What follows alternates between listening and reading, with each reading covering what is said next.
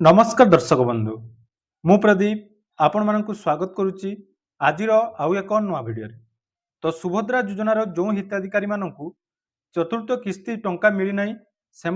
गोटे बहुत बड़ गुरुत्वपूर्ण अपडेट रही या सहित आसंता 1 तारिख रु सुभद्रा योजन जो नुआ हिताधिकारी माने आवेदन करेंगे तो से आवेदन पूर्वर कौन कौन डॉक्यूमेंट रेडी करने कथा एवं आपण मानकर जो माने आवेदन करेंगे विशेषकर से बहुत सारा गुरुत्वपूर्ण नियम रही जोटा कि आपण मैंने 31 तारिख पूर्वर कर आवश्यक तो जदि आपण मैंने 31 तारिख पूर्वर सबकि डिटेल्स ठीक कर दूसरी एवं आसंता एप्रिल 1 रु जो नुआ आवेदन हम तो से नुआ आवेदन हिताधिकारी मानक सुभद्रा योजनार केतोटी किस्तिर टंका मिलिबो से विषय में आज भिडियो आम किसी डिटेल्स आलोचना करवा तो भिडियोटी निहाती आपण मानक पई इनफॉर्मेटिव रहइबो तेणु भिडियो को जमारू स्किप न करी प्रथम शेष पर्यंत देखिए ता पूर्व जदि चैनल को प्रथम थर विजिट कर लाइक करने सहित चैनल को सब्सक्राइब कर रखिए जहाद्वारा कि बहुत किसी इंपोर्टाट अपडेट आपण मैंने आम चैनल माध्यम पाइपर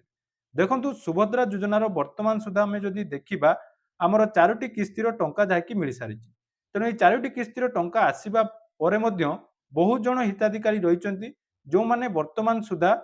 फुल 4टी किस्तिर पेमेंट पाई ना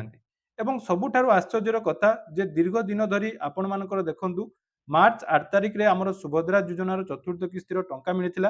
किंतु वर्तमान सुधा आपण मानकर 20 दिन बीती जाइथिले मध्य सुभद्रा योजनार वर्तमान सुधा आपण मानकर पोर्टाल रे अपडेट आसिला नै जे कोन हिताधिकारी मानकु कोन कारण पई चतुर्थ किस्तिर टंका मिलि नै यारी ऊपर उपमुख्यमंत्री गुडे बहुत बड़ इंपोर्टेंट अपडेट दैचंती जे जो माने सुभद्रा योजनार चतुर्थ किस्तिर टंका पाई नांती सेमानकु वर्तमान जाकि सचिवों को नोटिस करा जायछि एवं आसंता एप्रिल 1 तारिख परे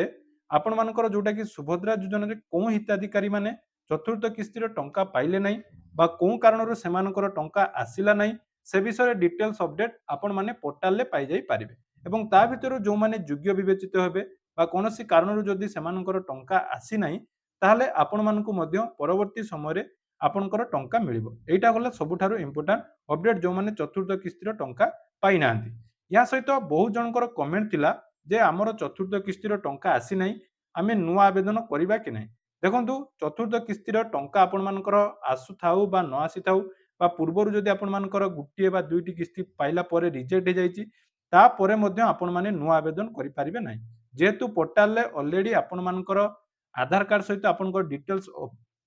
अपलोड हो सारी एवं आपण माने जेकोसी कारण जदि रिजेक्ट होती ताहले आपण माने आ नुआ आवेदन करें ना तेणु वर्तमान जो आमर जो ग्रीवेंस जोटा कि दि जाऊँगी ग्रीवेंस तो आपण मानकर ऑनलाइन ले हो नहीं ऑफलाइन ले जदि आपण माने ग्रीवेंस देला परे मध्य पाउ नांती ताहले सूचना जोटा कि वर्तमान रही उपमुख्यमंत्री प्रभाती परिड़ा द्वारा जो सूचना दि जाइतिला जे आपण मानकर ग्रीवेंस जो माने देइचंती बा कोनोसी कारणरो आपणकर रिजेक्ट हेची तार भेरिफिकेशन करी आपण मानकु टंका मिलिबो या सहित मध्य आहुरी गुटे इंपोर्टेंट कथा जोटा कि ई केवाईसी देखंतु वर्तमान समस्त सीएससी भाई मानक पाखकु जो माने सीएससी सेंटर करचंती तो जो मानकर केवाईसी पेंडिंग अछि तार लिस्ट मध्य आसी जाईची तेणु आपण मानकर जदि केवाईसी पेंडिंग अर्थात पूर्वरु आपण मानकर ओटीपी बेस रे जदि केवाईसी करथिले बा आवेदन कला परे आपण मानकर बायोमेट्रिक केवाईसी करि नथिले आई स्कैन ले केवाईसी करथिले ताले वर्तमान समस्त सीएससी सेंटर को जाई आपण माने निज निजर जोटा कि लिस्ट चेक करि पारिबे एवं जो सीएससी भाई भौणी माने ए भिडियोटी देखुचंती सेमाने मध्य निजर आईडी लॉगिन कला परे देखंतु एमिति गुटे इंटरफेस आपण मानकु आसुथबो जोंथरे आपण माने निज सीएससी सेंटर रे वर्तमान सुधा केते जण हिताधिकारींकर ई केवाईसी जोटा कि पेंडिंग अछि ता मध्य चेक करि पारिबे तेणु निज निजर डिस्ट्रिक्ट अनुसार आपण मानकर चेक करियबो देखंतु मु हमर बालेश्वर हमर डिस्ट्रिक्ट रो मु देखै दोछि आपण मानकु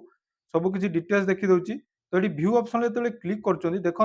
वर्तमान सुधा बहुत जन हिताधिकारी रही जाइछंती जो मानकर केवाईसी वर्तमान सुधा कंप्लीट है नहीं तेणु एठी जो मोबाइल नंबर अच्छी आपण माने निहाती जो सीएससी भाई भौणी माने देखुचंती से माने थरे मोबाइल नंबर रे कस्टमर सहित कांटेक्ट करंतु एवं तांकर ई केवाईसी कंप्लीट करंतु जदि कोनोसी कारणरू तांकर ई केवाईसी पेंडिंग रही जाइछि ताले वर्तमान आपण माने जोटा कि एटी निजर ई केवाईसी करि पारिबे तो सेही सब कस्टमर जो मानकर आपण मानक एरिया रे रही जाइछंती से माने निजर केवाईसी कंप्लीट कला परे हुए तो तांकर जो पेंडिंग पेमेंट टी रही जाइछि से माने पेंडिंग पेमेंट पाई पारिबे एटा गला फोर्थ किस्तिर हिताधिकारी मानक पई 1 तारिख पर आपण मानक पई मध्ये अपडेट आसीबा पई जाउछि ତେଣୁ ଆପଣମାନେ ନୂଆ ଆବେଦନ କରିପାରିବେ ନାହିଁ। ତାପରେ ଗଲା ଯେଉଁମାନେ ନୂଆ ଆବେଦନ କରିବେ ସେମାନଙ୍କର ଯେଉଁଟାକି ମୁଖ୍ୟ ଆପଣମାନଙ୍କର ପ୍ରୋବ୍ଲେମ୍ ହେବ ଯେ ଆବେଦନ ସମୟରେ ଆପଣମାନଙ୍କର ଆଧାର କାର୍ଡ଼ ସହିତ ମୋବାଇଲ ନମ୍ବର ଲିଙ୍କ ଥିବା ନିହାତି ଦରକାର। ତେଣୁ ଯେଉଁମାନେ ବର୍ତ୍ତମାନ ସୁଦ୍ଧା ଆଧାର କାର୍ଡ଼ ସହିତ ମୋବାଇଲ ନମ୍ବର ଲିଙ୍କ କରିନାହାନ୍ତି ନିହାତି ଆପଣମାନେ କରେଇ ନିଅନ୍ତୁ। କାରଣ ଦେଖିବେ ଆସନ୍ତା କାଲି ଯେଉଁଟାକି ଆମର ସଟରଡେ ରହିଛି, ତାପରେ ସଣ୍ଡେ ରହିଛି, ତାପରେ ବହୁତ ସାରା ଛୁଟି ମଧ୍ୟ ବର୍ତ୍ତମାନ ରହୁଛି। ତେଣୁ ଆପଣମାନେ ନିଜ ନିଜର ଆଧାର କାର୍ଡ଼ ସହିତ ଯେଉଁଟାକି ମୋବାଇଲ ନମ୍ବର ଯଦି ଲିଙ୍କ କରିନାହାନ୍ତି ତାହେଲେ ନିକଟସ୍ଥ ପୋଷ୍ଟ ଅଫିସ୍ ଆପଣମାନଙ୍କର ଯେଉଁଠି ରହିଛି, ଯେଉଁଠିକି ଆଧାର ସହିତ ଆପଣଙ୍କର ମୋବାଇଲ ନମ୍ବର ଲିଙ୍କ କରାଯାଉଛି, ସେଠି ଯାଇ ଆପଣମାନେ ଆଧାର ଲିଙ୍କ କରିପାରିବେ। ନହେଲେ ଆପଣମାନଙ୍କର ନିକଟସ୍ଥ ଯେଉଁଠିକି ଆଧାର ସେଣ୍ଟର ରହିଛି ସେଠି ମଧ୍ୟ ଆଧାର କାର୍ଡ଼ ସହିତ ମୋବାଇଲ ନମ୍ବର ଲିଙ୍କ କରିଦିଅନ୍ତୁ। ଏଇଟା ହିଁ ଆପଣମାନଙ୍କର ପ୍ରୋବ୍ଲେମ୍ ରହିବ। କାରଣ ଏପ୍ରିଲ 1 ତାରିଖ ପରେ ଯେତେବେଳେ ଆରମ୍ଭ ହୋଇଯିବ ସେ ସମୟରେ ଯଦି ଡକୁମେଣ୍ଟ ଆପଣମାନେ ରେଡ଼ି ନଥିବେ ତାହେଲେ ଆପଣମାନଙ୍କର କ'ଣ ହେବ ନା ଆପଣମାନେ ଏଠି ଆପ୍ଲାଏ କରିବା ପାଇଁ ଏଲିଜିବୁଲ୍ ହେବେ ନାହିଁ। ତାପରେ ସେକେଣ୍ଡ ଆସିଲା ଆପଣମାନଙ୍କର ଡେଟ୍ ଅଫ୍ ବାର୍ଥକୁ ନେଇ। ଦେଖନ୍ତୁ ଡେଟ୍ ଅଫ୍ ବାର୍ଥର ଯେଉଁ ଡାଉଟଟି ଆପଣମାନଙ୍କର ରହୁଛି, ବହୁତ ସାରା କମେଣ୍ଟ ବର୍ତ୍ତମାନ ସୁଦ୍ଧା ମଧ୍ୟ ଆସୁଛି ଯେ ଆମେ କେଉଁ ଡେଟ୍ ଅଫ୍ ବାର୍ଥ ହିସାବରେ ଆବେଦନ କରିବା। ଦେଖନ୍ତୁ ସୁଭଦ୍ରା ଯୋଜନାର ଗାଇଡଲାଇନ୍ ଅନୁସାରେ ଆପଣମାନଙ୍କର 1 ଏପ୍ରିଲ 2026 ସୁଦ୍ଧା ଆପଣମାନଙ୍କ ବୟସ କେତେ ହେଇଥିବା ଦରକାର ନା 21 ବର୍ଷ ହେଇଥିବା ଦରକାର। ଅର୍ଥାତ୍ ଯଦି ସେହି ହିସାବରେ ଆମେ ଦେଖିବା ଆପଣମାନଙ୍କ ଡେଟ୍ ଅଫ୍ ବାର୍ଥ ଯଦି 1 ଏପ୍ରିଲ, ମନେ ରଖନ୍ତୁ ଏଇଟା ମୁଁ ଆପଣମାନଙ୍କୁ ଆଉ ଥରେ କହୁଛି, 1 ଏପ୍ରିଲ 2005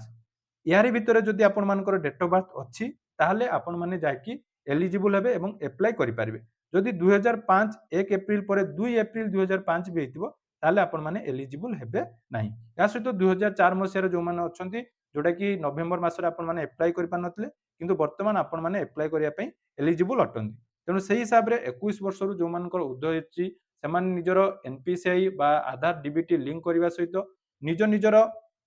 बैंक सहित आपणमानकर मोबाइल नंबर लिंक एवं आधार सहित मोबाइल नंबर लिंक करई नियंतु, जोटा कि आवेदन करबा समय आपणमानकु दरकार हबो। या सहित जो फॉर्म को नै मध्ये आपणमानकर डाउट थिला जे फॉर्म आमे कोंटु पाइबा। देखंतु आवेदन जतेबेले आवेदन आरंभ हबो से फॉर्म टी आपणमानकु सीएससी सेंटर रे मिली जिवो। तेणु से सीएससी सेंटर रो आपण माने फॉर्म आनी निज निजर फॉर्म फिलअप करी जोटा कि आवेदन करि पारिबे। तेणु एई सब डाउट आपणमानक पई मु गुडे डेडिकेटेड वीडियो टी आनिबा पई कहितली आ बहुत जन मध्ये कमेंट करथिले, जा फल आज भिडियोटी आपको निहाती इनफर्मेटिव लगी एवं यही सबुठारु इनफर्मेटिव वीडियो जदि आपण माने पाया पई चाहुचंती ताले हम चैनल को सब्सक्राइब कर रखंतु। या सहित आउ गुटे मध्ये आपणमानकर अनाउंसमेंट रहिछि, जदि आपण माने मो सहित बहुत जन जाकी कमेंट करचंती जे कांटेक्ट करिया पई ताले आपण मानको हम डिस्क्रिप्शन रे टेलीग्राम चैनल रो लिंक मिल जिवो। नले आपण माने फेसबुक बा इंस्टाग्राम जदि यूज करचंती मोर लिंक आपण मानको जोटा कि प्रोफाइल रे मिल जिवो। सेठी जाई आपण माने मो सहित कांटेक्ट करि पारिबे। जे कोनोसी स्कीम रो डाउट बा कोनोसी जदि असुविधा आपण मानकर रहउची ताले मु आपण मानको सेठी किछि किछि सहाय्य करि पारिबे। तेणु या थिला आजिर अपडेट। जदि वीडियोटी भल लागिछि चैनल को सब्सक्राइब करिवे एवं आपण माने कोन कोन डिस्ट्रिक्ट रु वीडियो देखुचंती कमेंट सेक्शन रे जणाइबे। धन्यवाद।